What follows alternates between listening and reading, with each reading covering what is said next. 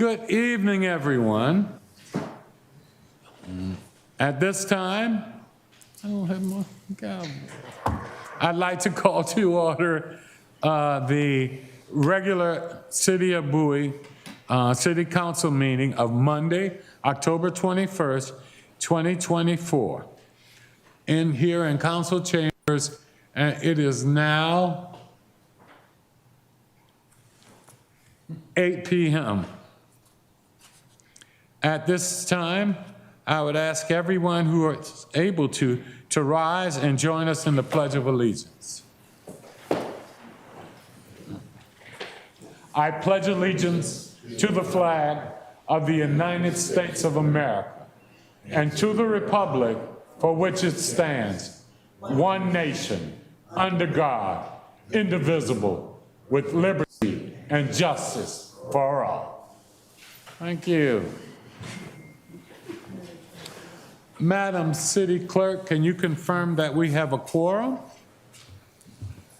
Yes, Mayor, this evening we do have a quorum in council chambers. We have Councilmember Estev, Councilmember Rogers, Councilmember Truesdale, Councilmember Brady, and Mayor Adams. Thank you. At this time, I will open the floor for any motions, if anyone has it, for any agenda additions, deletions, or amendments? Hearing none, we will move on to citizen participation.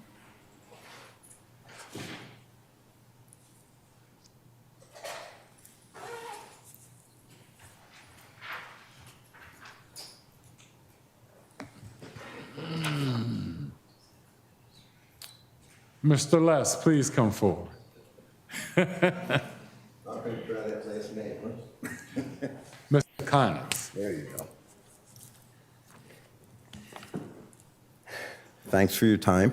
Glad to see you all. I had the opportunity to attend the Economic Development Committee meeting this month, and I have to say it was a real eye-opener.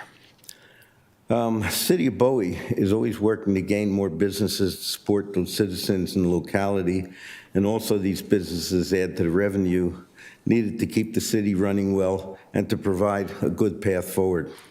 At the meeting, I heard some comments by just about everyone who's a business operator and owner in the city, and that was at the meeting. And there were some complaints, and most of the complaints were about DPI. Okay, and the way the department handles permit requests and how it operates. What I heard was that, and this is staggering, that DPI costs businesses an additional $40,000 a year in delays regarding permits and approvals. That's a big deal when it comes to opening and operating a business. You got to sell a lot of candy bars to pay for that. Yeah. Another complaint is that DPI does not have a specific operating plan that guides one through the permitting and approval process, although they say they do. It's almost like each step in the process is determined at a time when the process is in play. The other issue is that DPI is insensitive to timely processing and presents a costly problem to the applicant. DPI will have applicants make numerous trips to the county office, and many times they determine that there are more requirements needed that were not disclosed at the beginning of the process. As I said before, there's no real defined process, and one actually has to guess your best when you go down there. If the city of Bowie is to gain more businesses and maintain what we already have in place, then we need to make changes within the operation of DPI.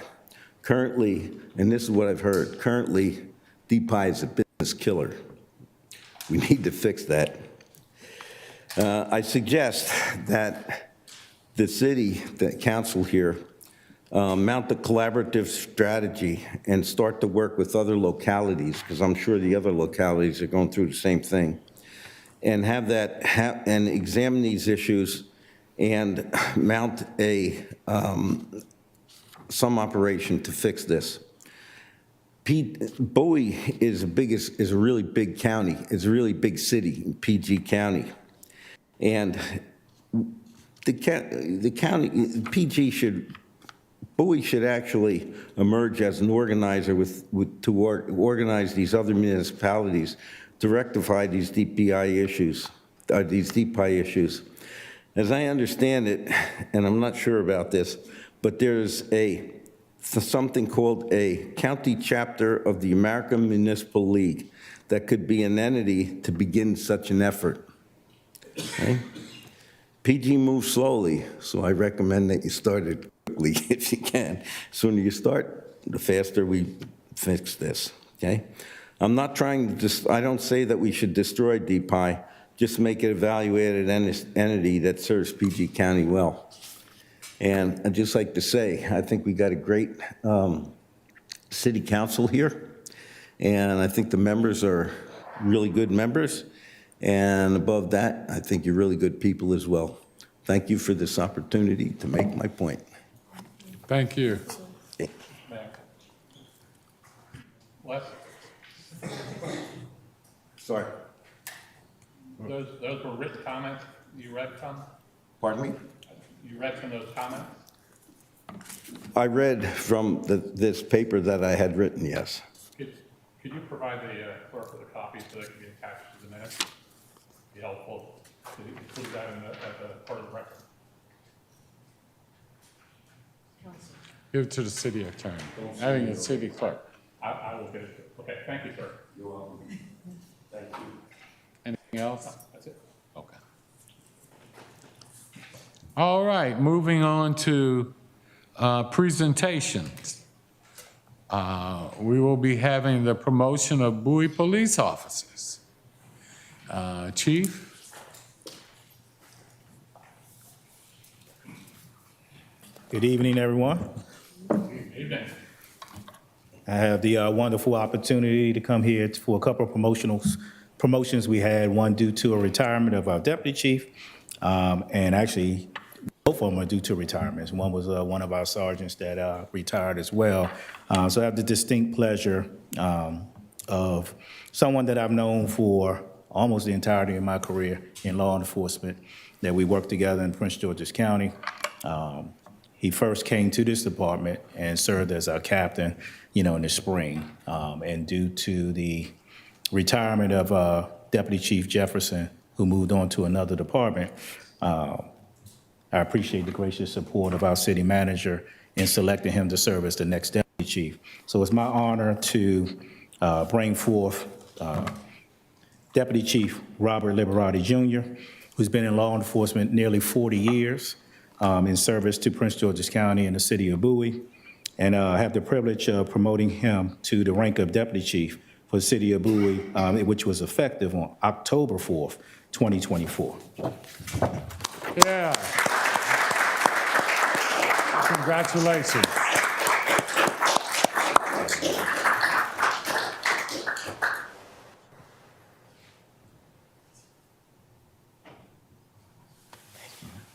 You're welcome. Also, someone that has served the city of Bowie for numerous years. He's also known as the traffic officer. He does a lot of different duties. He's an accident reconstructionist. He's a traffic officer. He pretty much does all that we ask him to do. And we have the opportunity to promote Sergeant Aaron Saunders to the rank of sergeant. Aaron, congratulations. Hey, congratulations.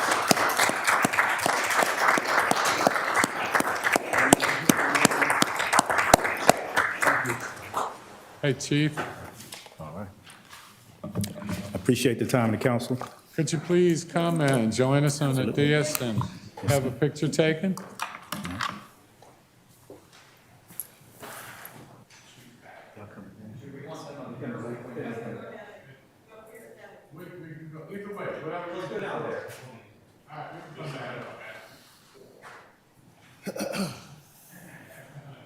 Sir, I'm gonna move this over.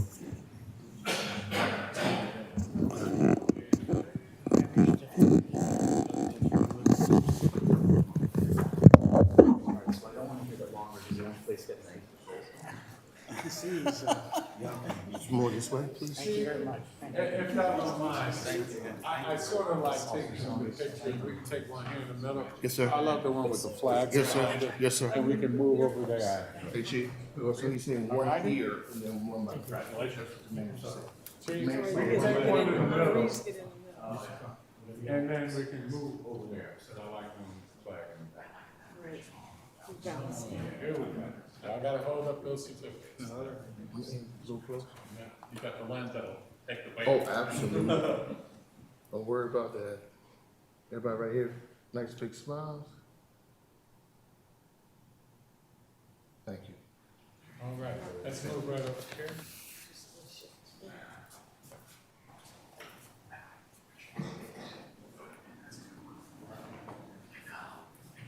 We can kind of double up a little bit at the end. So You want to have flags on it. There you go.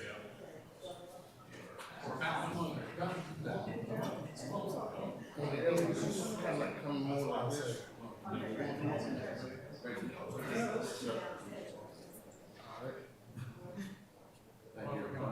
Big smile.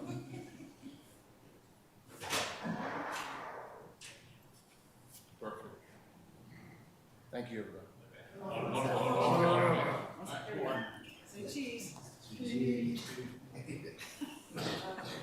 All right. What happened to the picture of us shaking your hand? Is that what you got? Hey, you can't go anywhere either.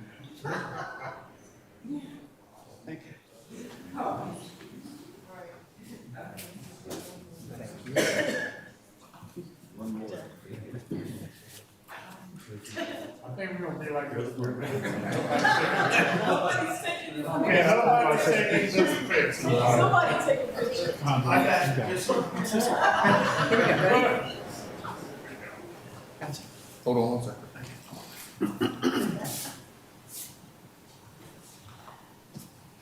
Thank you. Chief, come here, please.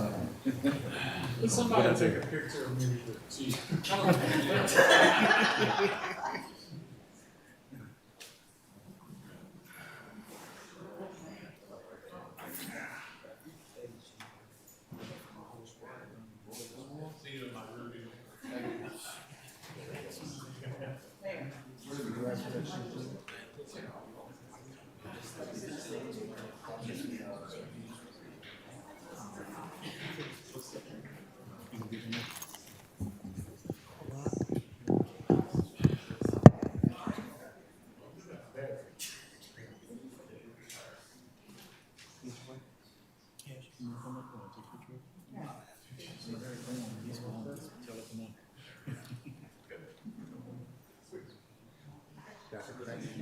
One more picture, man.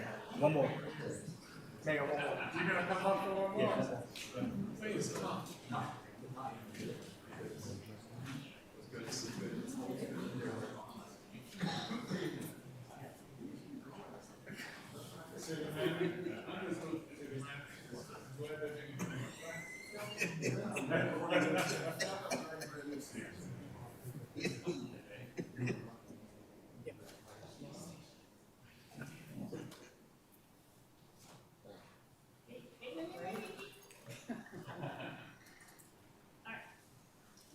Thank you all again so very, very much.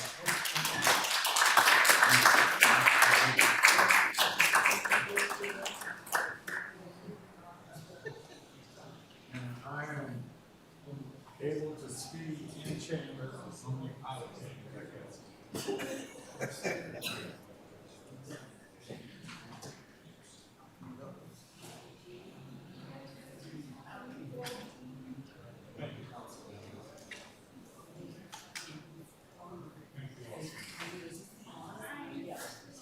Okay, at this time, we will have presentation.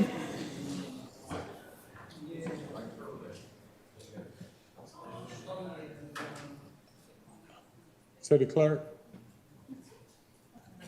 Well, Hi, good evening. Please just pull the mic as comfortable as you like right in front of you. so all can hear. I can't read. Thank you, Mary Ellen Winland. I'm the Chair of the Community Outreach Committee. Thank you for giving me this opportunity tonight to speak on behalf of the committee. Tonight, I'd like to remind everyone that October is Domestic Violence Awareness Month. And since October was first declared as Domestic Violence Awareness Month in 1989, this month has been a time to acknowledge domestic violence survivors and be a voice for its victims.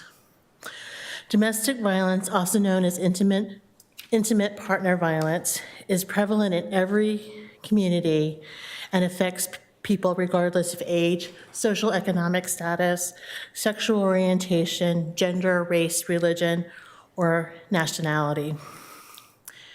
Physical violence is often accompanied by emotionally abusive and controlling behavior as part of a much larger systematic pattern of dominance and control. Domestic violence can result in physical injury, psychological trauma, and even death. The devastating consequences of domestic violence can cross generations and last a lifetime. Although there has been substantial progress in reducing domestic violence, an average of 20 people are physically abused by their intimate partners every minute in the world. This equates to more than 10 million abuse victims annually. 1 in 3 women and 1 in 4 men have been physically abused by an intimate partner. Millions of Americans live in daily silent fear within their own homes. In addition, every year, millions of children are exposed to domestic violence. On behalf of the committee, I'd like to commend the City of Bowie's Police Department, which I think just laughed, but on their recent domestic violence awareness 5K bike ride in conjunction with the state's attorney's office. It was a well-attended event that significantly increased the awareness in the community. Finally, I'd like to remind everyone of the Community Outreach Committee's upcoming Walk to End Domestic Violence on April 26 in 2025, which is just months away. We are in the planning stage and invite organizations and individuals to take part. We invite anyone who is interested in participating to check out our page on the city's website, and our committee liaison, Janae Barber's email address is there, and everyone should please reach out to her to join us in the planning process and to save the date for April 26th, for the April 26th walk, excuse me. Thank you. Thank you.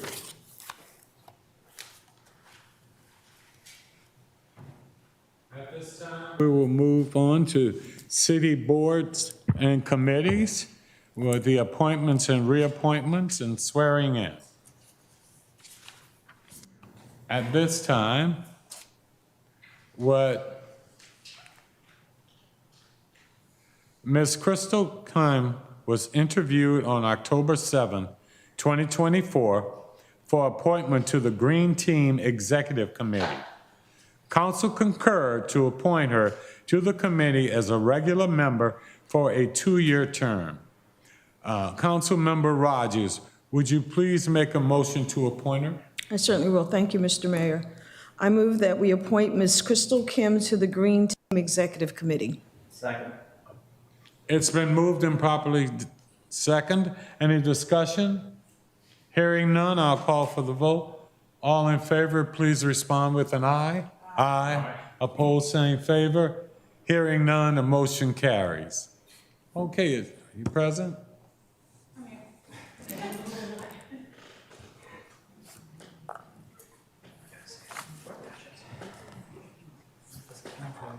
All right.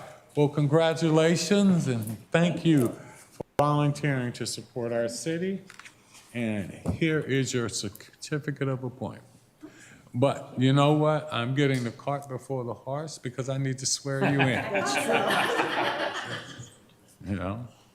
So if you would, please raise your right hand. I state your name. I, Crystal Kime, Do swear or affirm do swear and affirm that I will support the Constitution of the United States that I will support the Constitution of the United States and that I will be faithful and that I will be faithful and bear true allegiance to the state of Maryland, and bear true allegiance to the state of Maryland, and support the Constitution and support the Constitution and laws thereof, and laws thereof, and that I will, and that I will, to the best of my skill and judgment, to the best of my skill and judgment, diligently and faithfully, diligently and faithfully, without partiality or prejudice, without partiality or prejudice, execute the office of regular and state the green. execute the office of the Green Committee Okay. According to the Constitution according to the Constitution and the laws of this state. and the laws of this state. And now we can say congratulations. Please. Thank you. Congratulations. Congratulations. Maybe you get some of that stuff. There you go. Here, together. Here we go. We've got a lot. Look, we've got a lot. At this time, we will now move to, I thought I had another.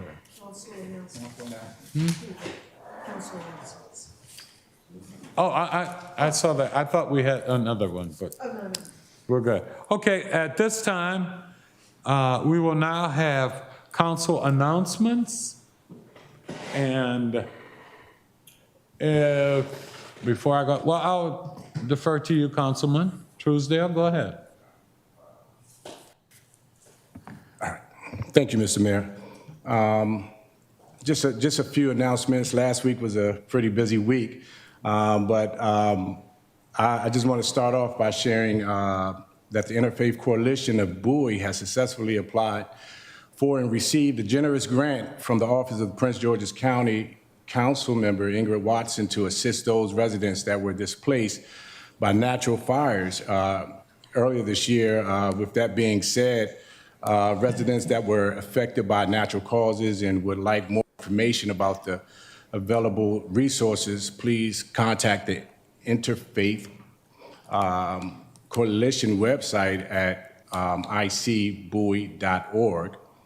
Secondly, Leading in Color Mutual Resources Fair. I had an opportunity to travel to Laurel last week, and this was an opportunity to network with county, nonprofit, profit organizations, and different partners, and for municipality leaders to become more familiar with the programs that they have, that the Prince George's County Resources programs have, and how to support our communities better as well.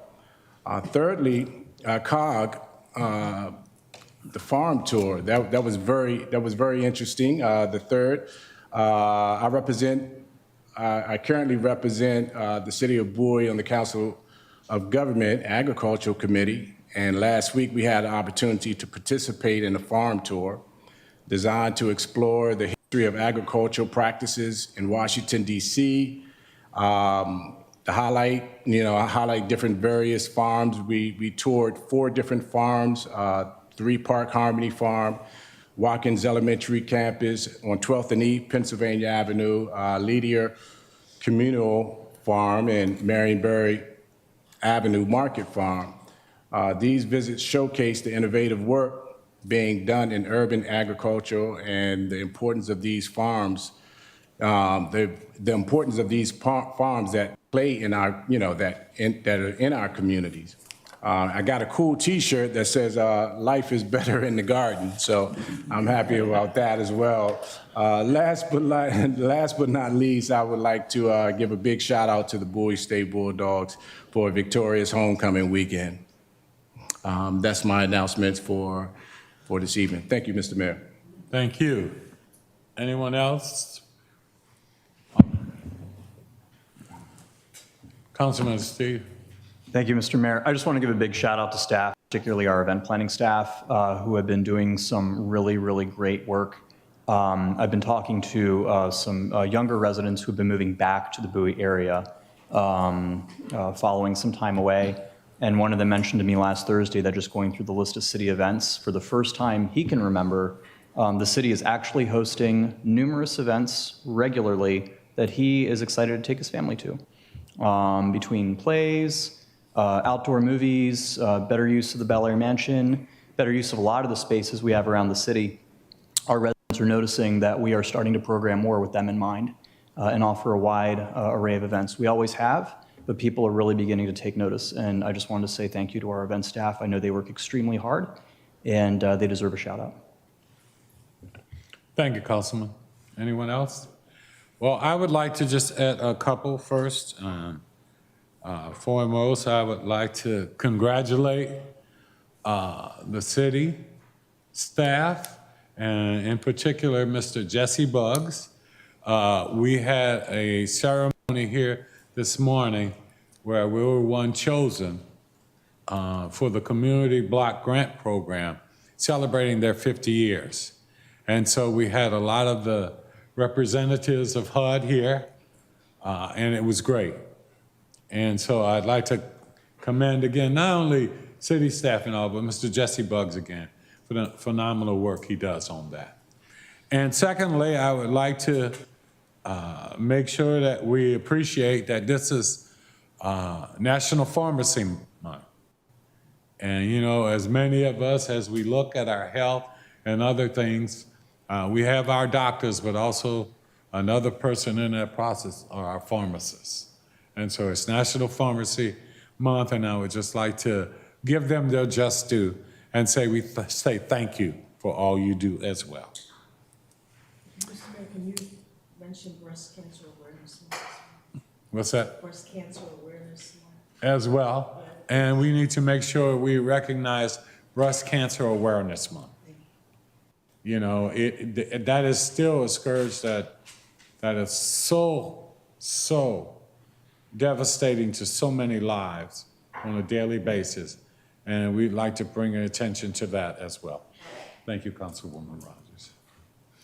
And at this point, hearing no other announcements, we will now move on to our city manager's report. Mr. Lott? Good evening, Mr. Mayor, City Council, and residents out there. We staff, we thank you for your acknowledgement of our efforts. Our event staff, Matt Corley and his folks, are always busy. And Jesse, nobody manages federal grants better than him, and we appreciate that. One piece of not so good news. This weekend, the ice rink was rendered non-operational. The power board and the controller board of that controls the compressor, which allows the ice rink to physically produce ice, failed. Both of them were shorted out in some fashion, and of course, because of the age of the equipment, we are challenged with how to keep this facility operational. As some of you may know, it was we've been on our last legs there the last 7 years. So we're looking at three options here as we try to work to get the ice rink going again. First, we're looking to try to find spare parts somewhere in the United States, and there's a potential for that. And if that fails, we'll try to rebuild the parts, and sort of like when you rebuild a transmission or an engine, that sort of thing. But that could take quite a while. And there's also, if that fails, a potential to find a controller in a separate component that could be attached to the compressor in some fashion. But that will require quite a bit of MacGyver-type ingenuity as a last resort. So we are looking at presently trying to find spare parts. We may have done that, and if so, we could be operational within a week. But right now, we are cleaning up the mess because the ice is melting in it, and we don't want to damage the building and the flooring and the walls. So our Parks and Grounds teams are working on that. But that's that's the situation. The controller and the power board are both very old and hard to replace. But I think our team's working very hard to do that right now, and I'll keep you informed. Hey, thank you, City Manager. If I could, no, I had something to add to that, but please, after you, I defer to you, Councilman. Let's see. Can't find the button, sorry. Thank you, Mr. Mayor. Mr. Lott, I know that it's still in motion, but what can or should we be communicating to the public, and has anyone reached out to the ice arena's users with just any communication? We have not made a communication specifically to them. Many of them have been contacting our people, and we've been telling them what the situation is. But right now, we should inform them that the main power sources for the compressor have failed, and the parts cannot be repaired. They can be rebuilt, but so we're looking to find replacement parts, and either used or new or operational is our point. So we can, we have to say that we're working hard. There's hope, but we have to dot our I's and cross our T's if we get the parts, because we have to make sure that they can in fact deliver the part and the parts are operational, and before we shell out the money and all that sort of thing. So, but if we have to go to the next stage of rebuilding the parts, that's, we'll let you know too. That's, just tell them we're working hard, and hopefully we're looking to find spare parts and replace them without having to go to China to do it and incur a tremendous expense that would have to be budgeted. All right. If I could. Oh, I was just going to say, I know my colleagues will have additional questions, but if my colleagues don't object, I would say let's definitely proactively communicate with the users, just that we're acknowledging this and we're working on it, and just give them as much information as we can. And I'd like to share that with you. Sorry, thank you, Mr. Mayor. We'll put that out tomorrow, sure. Yeah, but also, I reached out today after being informed about what was going, and spoke with Maryland Park and Planning. And what they're looking at is, in the interim, for our skaters and all, they will be looking at what excess capacity they have down in South County in the new rink they did down there, as well as College Park has an outdoor seasonal rink that they're about to do. So they're looking into that tonight, and hope to give me some more feedback on that for tomorrow, so that in the interim, that our ice community will have somewhere that they will be able to skate and move forward. So I look forward to that. And so that's in the work, and they told me they will get back to me by tomorrow afternoon. So I look forward to that. And I will share with you, my colleagues, as well as you, City Manager. Okay? Go ahead.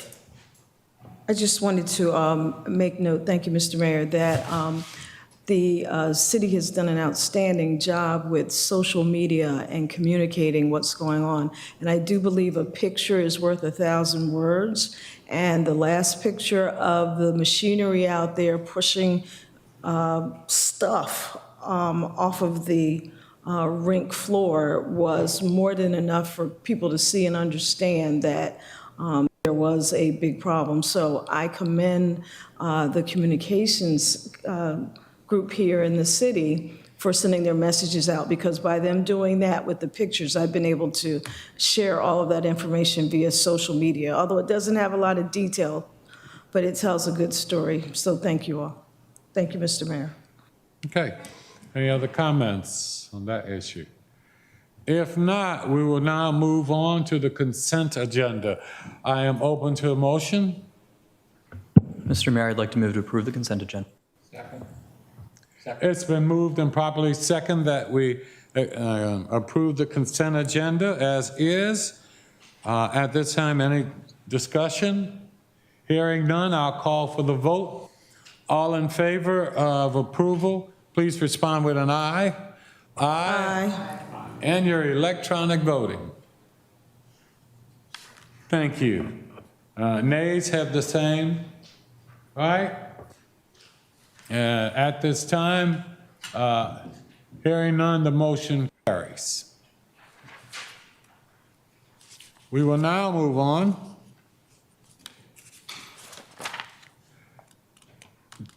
We have no old business. I just want to confirm that, City Clerk. Correct, Mayor.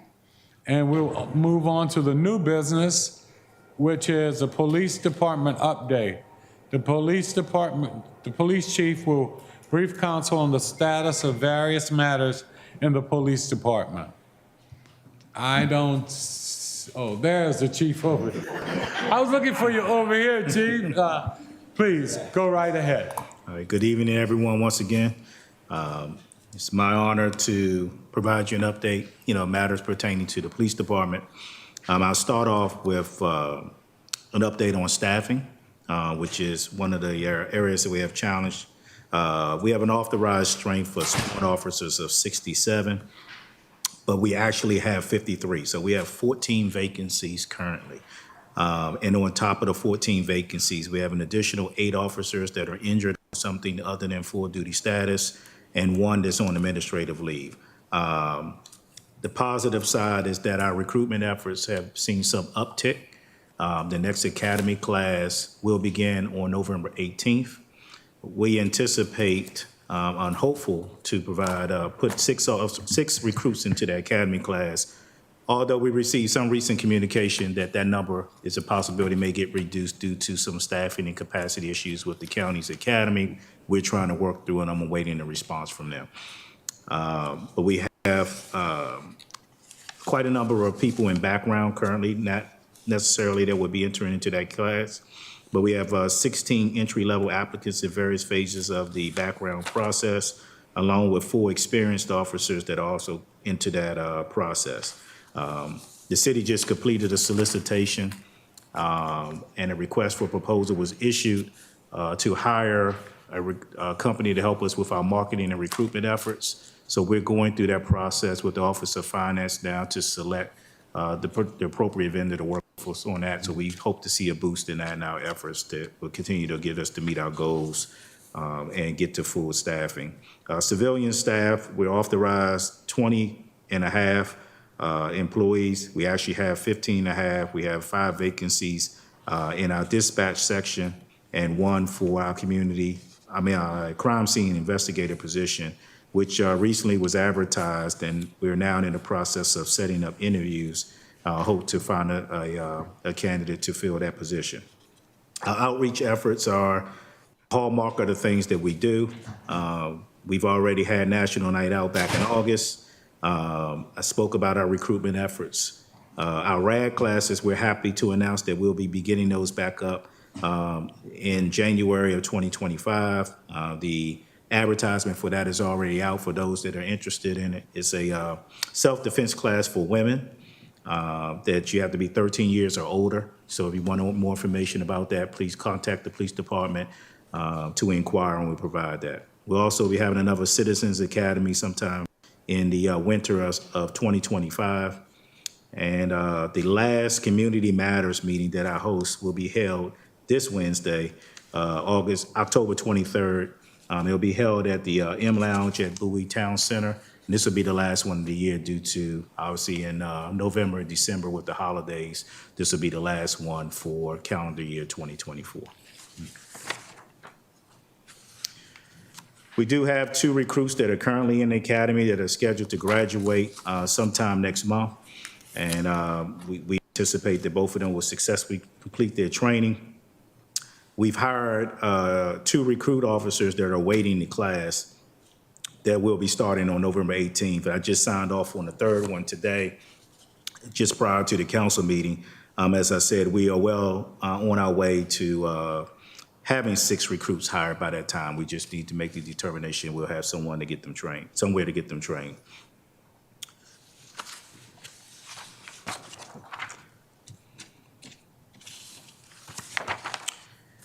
We go to calls for service in calendar year 2023. We handle a total of 31,361 calls for service. I appreciate Councilman Brady for pointing out our adding there. And so far in 2024, we've through the month of August we've handled 19,957 calls for service. In crime statistics, we're doing fairly well. One of the things that we've seen a significant increase over 2023 is in the area of commercial burglaries. And in all of 2023, we had 27 commercial burglaries. Thus far this year through August 31st, we've already had 31. So we're on pace to have it's a 70% increase. If you've seen a lot of the things on the news, we've had some involving ATM thefts, where they're smashing through the business, the storefronts of the businesses in an attempt to get the ATM machines. We've also had till taps where they're breaking into commercial establishments and trying to get cash that's left in the register and things of that sort. This is mostly happening along the 301 corridor, but we also had some that did occur to businesses on 197 in Bowie Plaza and things of that sort. But in all other areas, we seem to be trending in the right direction. We do see increases in shoplifting and retail theft. And this is something that, we've had some communication for the last legislative session with Senator Watson, who introduced the bill to help law enforcement in the area to deal with retail theft. What we're experiencing is most of these crews are hitting multiple jurisdictions. And they're the same crews that are going around, so whether they're hitting us here in the city of Bowie or Anne Arundel County or the unincorporated parts of Prince George's County, but trying to aggregate the total of all those crimes and be able to add all those things together and charge them, as a felony is something that he's working on. He's continued to do that. Did not pass in the last legislative session, but I believe that's something he's continued to work on. That'll be a great aid to help. Because these crews are regional. We actually had a meeting with a staff from Wegmans, even though the city doesn't have a Wegmans, but we have the one in Crofton as well as the one in Glenarden, to talk about ways in which we could partner with them. And that's something that they're also experiencing is thefts, particularly of, laundry detergent and things of that sort is something that they're still seeing high levels of theft on. So this was something that would truly help the retailers as well as law enforcement, if we're able to get some movement on that. From an investigative section, we have a lot of crimes that occur that do not have actionable leads, which makes the solvability factors of those very difficult. But for the cases that we do have actual leads on, our closure rate was relatively good at 50%, where it was either closed by an arrest or exceptionally, but 50% is an outstanding closure rate. We served thus far 26 search warrants. We made 22 arrests. 2 cases were unfounded. 19 have been suspended. 5 active and open cases, and 1 was closed exceptionally.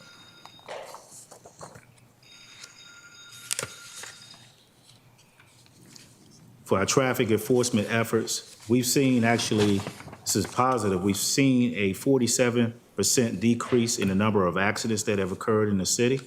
However, impaired driving cases have increased by 40% compared to the same time last year.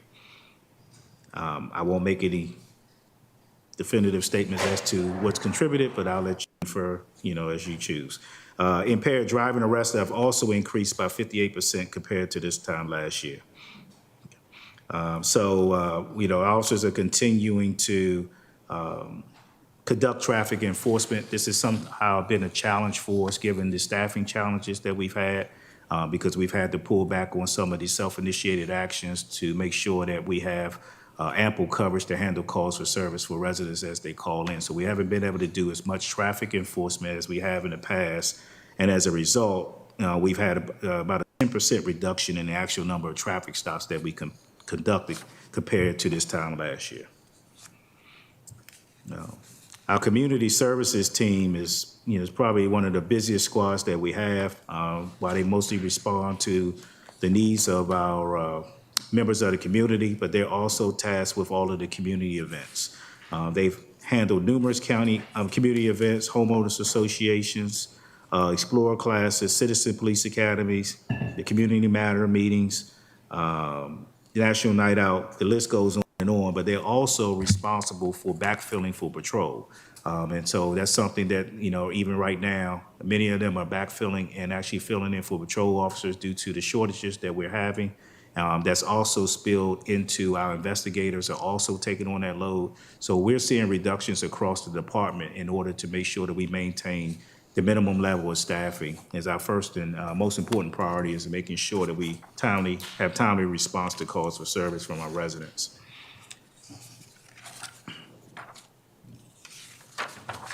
Our photo enforcement of speed camera citations, obviously with the addition of the residential speed camera component, in all of 2023, we issued 39,627 violations. Thus far in 2024, and again, this is through August 31st, we've issued 37,826 citations thus far. Citizen complaints. I'm pleased to say that thus far we have not received any citizen complaints from the community. That shows that, our officers and the interactions have been satisfactory. But we do have mostly internal investigations that result from the reviews of our supervisors and things of that sort. So we've had 17 cases thus far this year. 9 were use of force cases, which we automatically do those reviews on. We haven't had any violations of any uses of force. We did have 1 officer-involved non-contact shooting incident, which occurred in September. That case is still open pending investigation by the Prince George's County Special Investigative Response Team.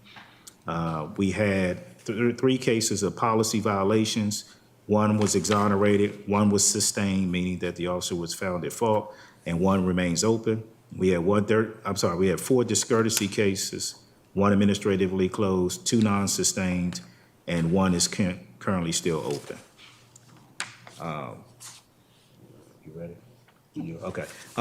Deputy Chief Jefferson, I'm going back now. Okay. Deputy Chief Liberati is going to do a short presentation. As many of you remember, a couple months back, we had deployed speed camera on my stop sign trailers to evaluate stop signs to see, to measure the level of the issue that we're having. So he has a short video and has some information to share as it relates to that project. Good evening again, Mr. Mayor, council members. This was a pilot program for us, no cost.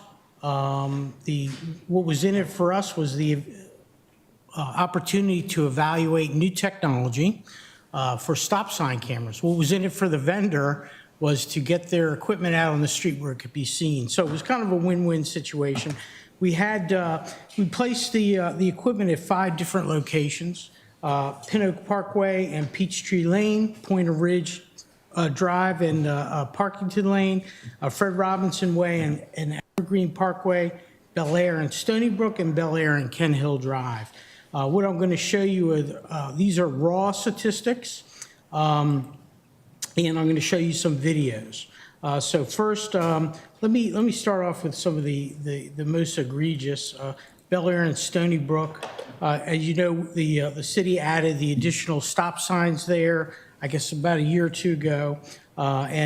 So we put the trailer out there first just to try it out.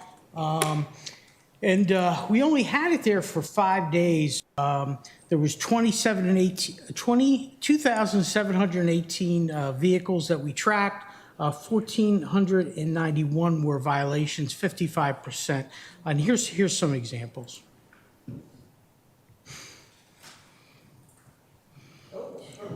Oh.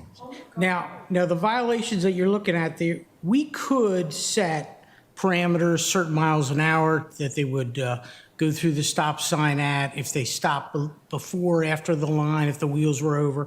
Those are all business rules. For this demonstration, this picked up everything.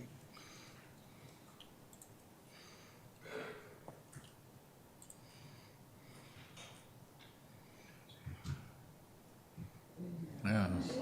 Whoa. Now, the tags have been blotted out for this, so that we, because we weren't capturing any kind of data to penalize anyone. We didn't issue any tickets.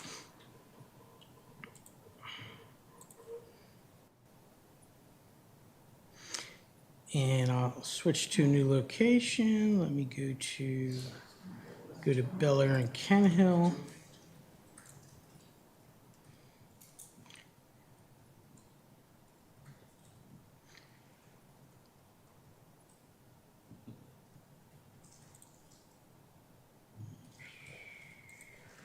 This is the opposite way on Bel Air and Kent Hill.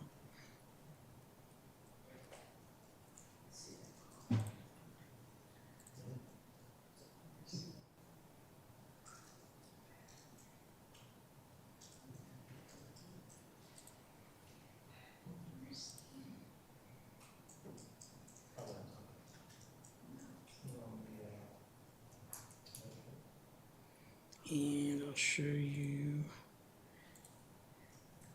So Fred Robinson and Evergreen.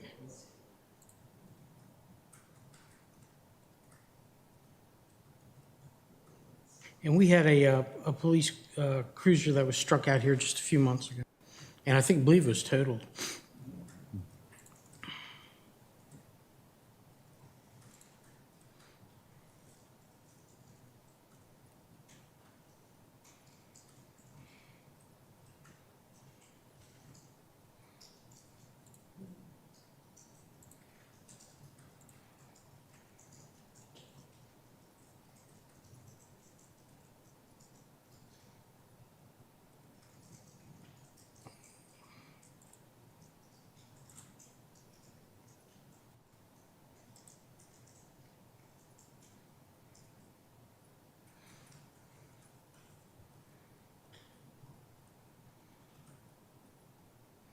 And one thing I didn't mention is the percentage of the violations here. You see here at Fred Robinson and Evergreen, 84% of the people failed to stop completely.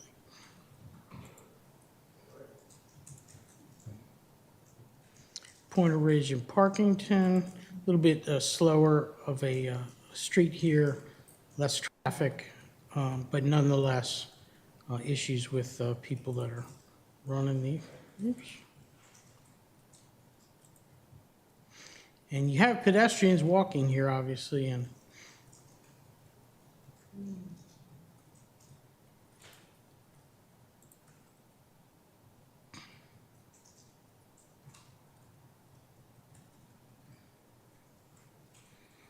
then the final location, let's see, Pin Oak and Peachtree. There's a school just down the street from this. You see some of the speeds these vehicles can get up to, even on a residential street. Deputy Chief, I couldn't hear you just now. Oh, I'm sorry. I'd say you could see some of the speeds the vehicles get up to, even on residential streets.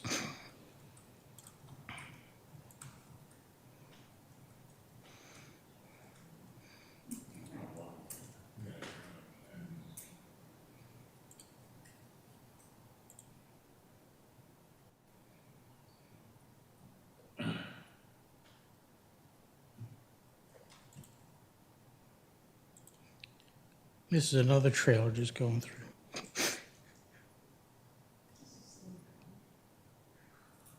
And there was a 67% violation rate on the street. So it's a great tool. I could tell you a little bit about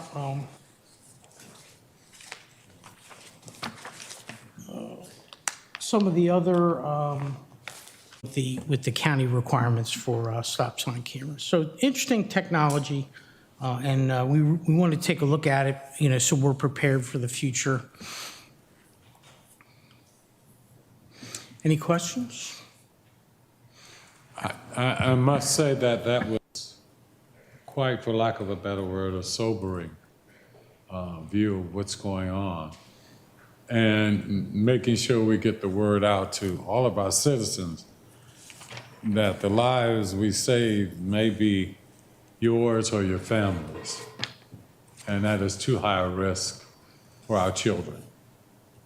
But thank you so very much. I think that visual really solidifies why we need to do what we're doing. And thank you so much for that.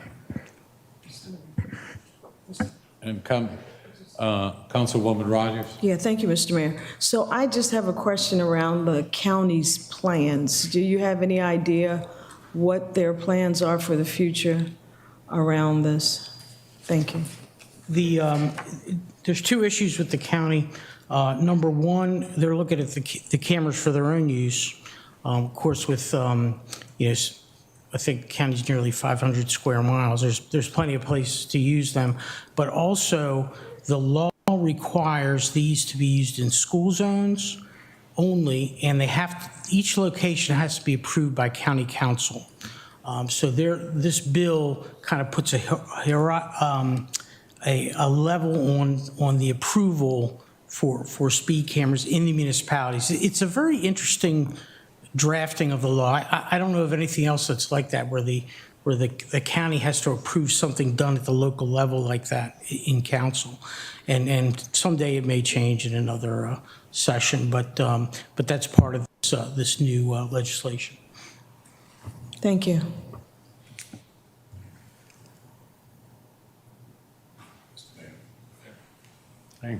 And Councilmember Estelle. Thank you, Mr. Mayor. So I have two quick thoughts on this. First of all, Deputy Liberati, appreciate the update and the videos. I think were really striking. I think saw some faces in the audience that were like, and my face was like that too. I will say I've been getting a lot of resident feedback on the stop sign cameras, and the feedback tends to fall into one of a few categories. The top category is really how we're using our money and time.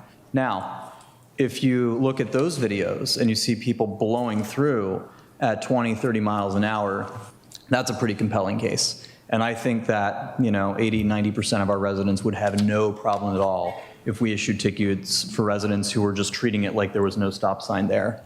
I will say there was a strong, adamant, across the board opposition to stop sign cameras that ticketed people merely for failing to come to a complete stop. There was about maybe 1 in 3 respondents I heard from that said they would be open to that. But frankly, those drivers, I respect those drivers. I think they are deeply unrepresentative of the vast majority of our residents. Just looking at their age, the people who felt most strongly about that. So just giving you a heads up about where I stand on this, my colleagues know and you know, if we're gonna issue tickets for people treating it like there's no stop sign at all, I'm all on board. I think I can safely commit to that. But I would have a major headache if we issued tickets for everybody who just did a short rolling California stop. That's where I am. Thank you so much. Oh, and just to be clear, my overarching goal is to just get people to treat the stop signs like stop signs and slow down and pay attention. That's the goal. Distracted driving is the number1 killer. We just want people to know there's a stop sign, slow down, make sure there's not a pedestrian or another vehicle. That is the goal. Thank you. When we were out there actually putting out the cameras, the people that were walking by, biking by, pushing, strollers, they were overwhelmingly in favor of it because they live there. It seems like the people that were whipping through didn't have any real interest in the immediate community. So that's something to think, we thought about. And just to add, I want to reiterate that this was strictly an evaluation. It is something that, that's the purpose of us sharing it with council and with staff. And before we made any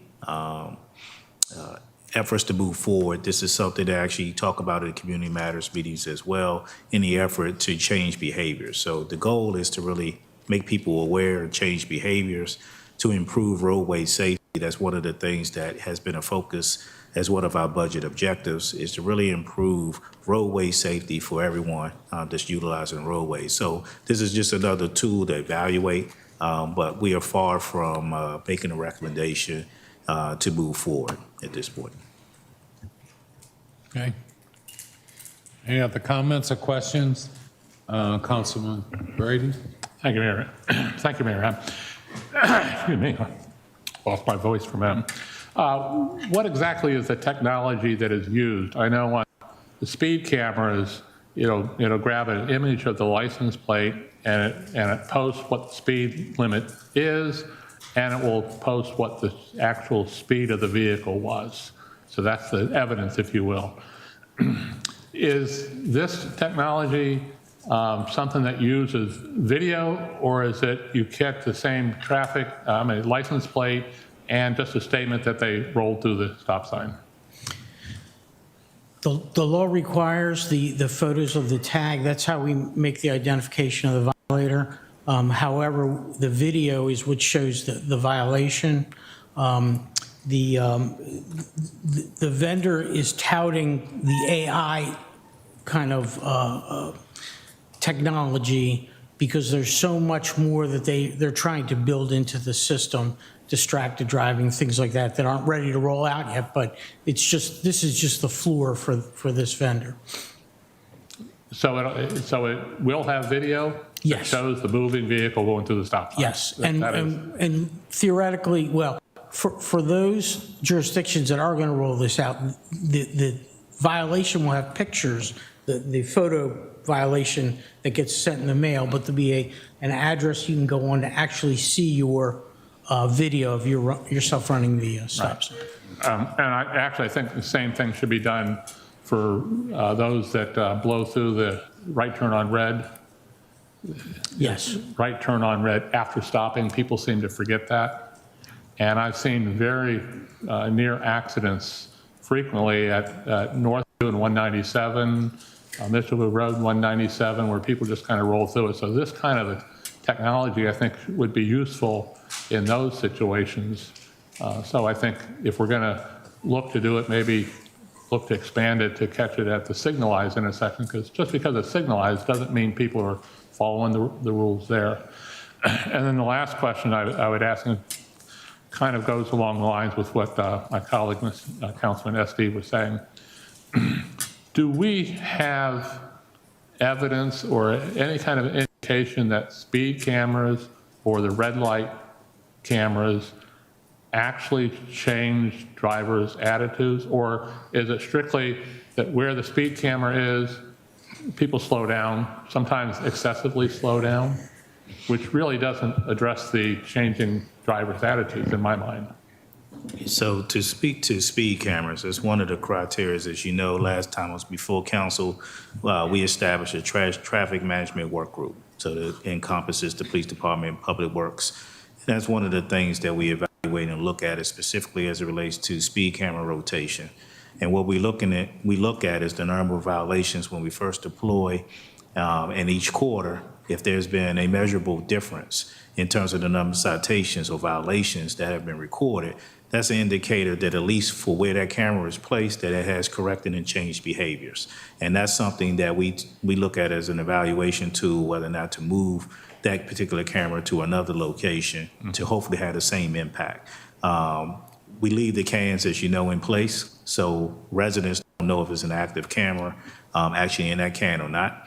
So we hope that just through muscle memory of realizing that there was once a camera there, it'll take some time to realize that that camera is no longer there, but the behavior of slowing people down will remain. So I believe it's working. And over time, the other measurement we look at is the number of violations that actually recorded should start to go down.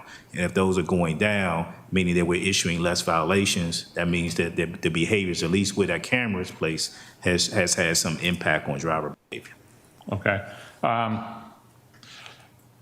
That's it. I've got a few more things, but I'll ask privately. Thank you, Mayor. Thank you. Any other questions or comments? Councilmember Ndabamadu? Thank you so much, Mr. Mayor, and thank you so much for this great presentation. The only thing that I really wanted to highlight was seeing these videos really emphasize and help us understand how speeding and different things are occurring in the neighborhoods. And I know that a lot of constituents in District 4 have been emailing me recently to follow up on where we are with certain speeding techniques and certain speeding measurements. But I'm really just happy that you showcased this visual this evening, because it helps those residents who may be so much more adverse to speed humps or other techniques see what's clearly going on and why we've been talking about it so much. So thank you so much. Thank you. Councilman Truesdale?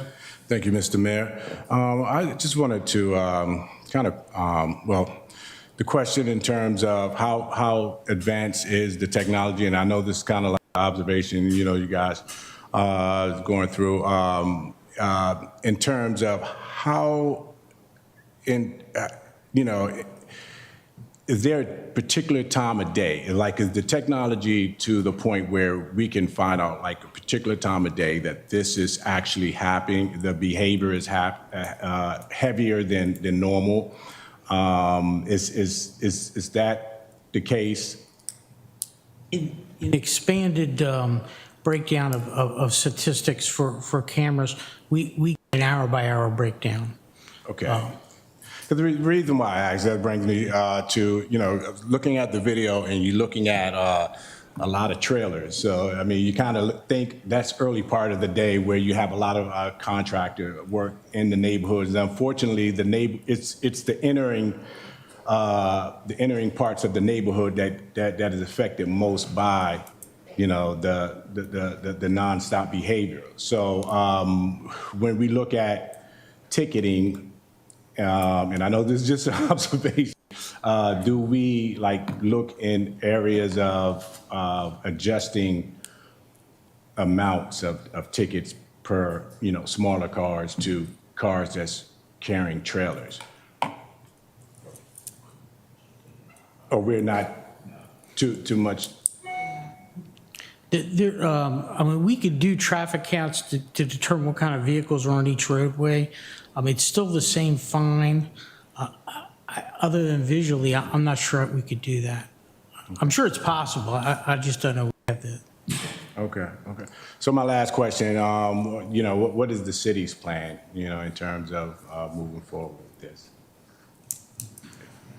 So again, this is something that is just one tool that we've evaluated as an option. It is there to make council aware of what some of the technology is out there is present.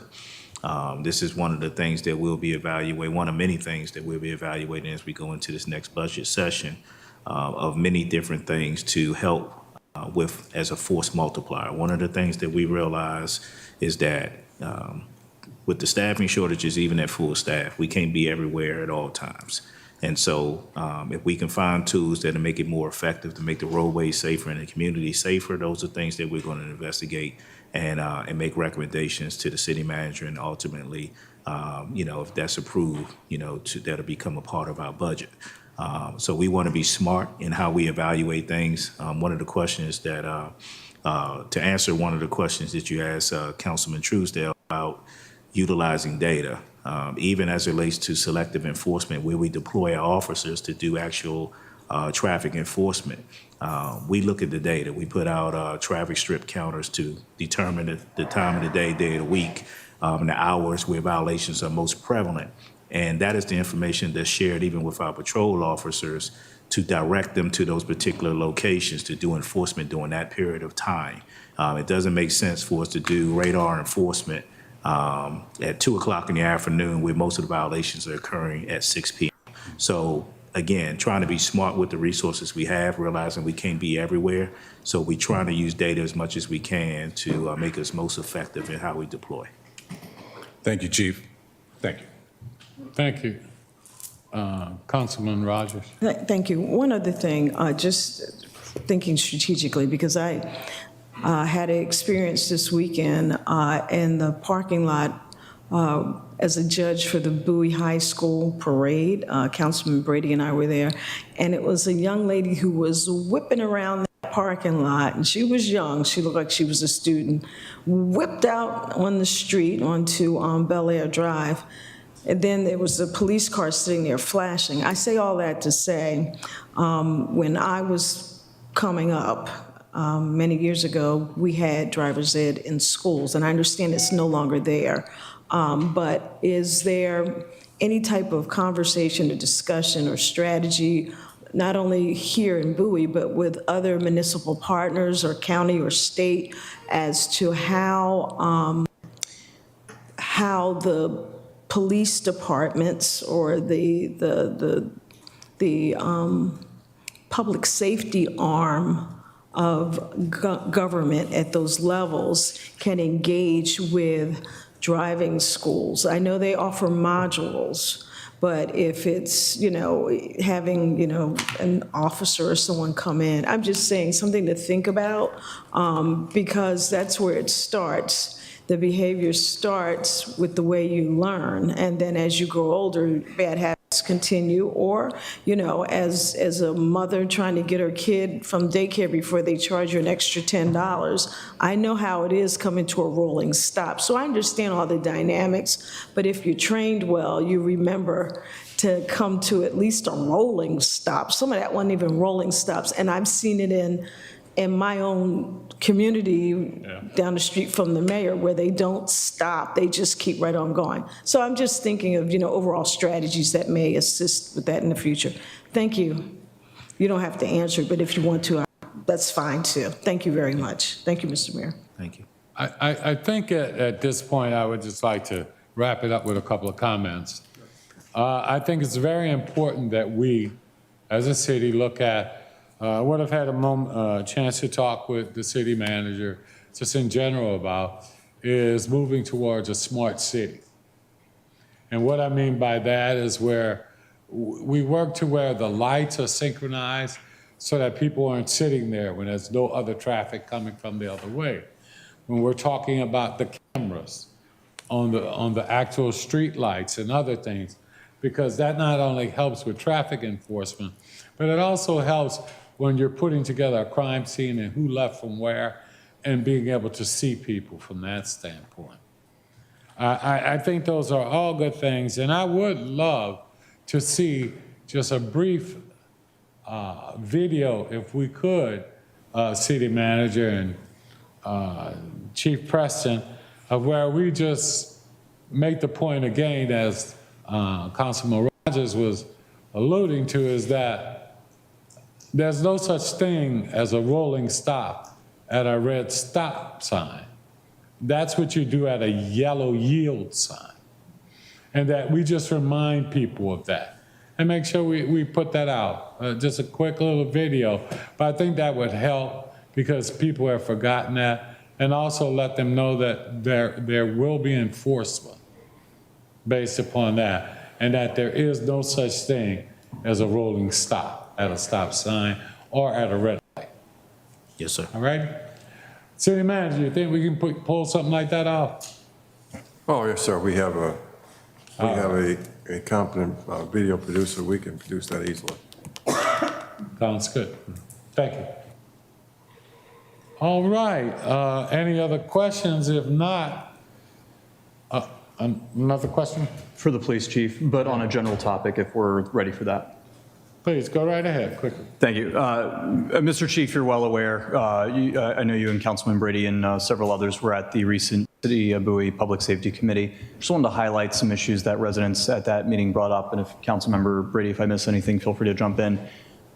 Could you at some point brief the council, perhaps in closed session at a future date, on existing security measures related to all of our schools in the city? I know we have many years of joint agreements in history, but I think it would be time for a fresh update for the city, if you would be willing to indulge us.